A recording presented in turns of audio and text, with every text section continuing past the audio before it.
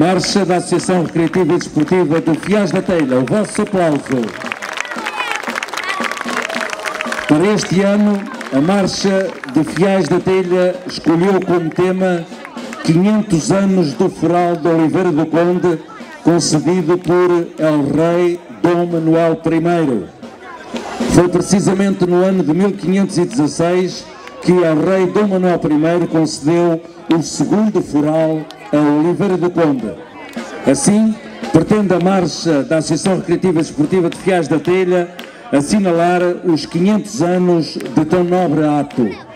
Esta marcha reporta-se à época, recordando tal concessão e um pouco da história desta vila e do povoado de Fiais da Telha, que na época já existia.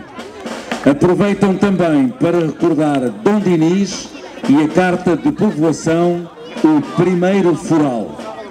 As cores predominantes, o vermelho e o amarelo, são 24 pares, 5 arcos, trazem os seus padrinhos e o seu porta-estandarte.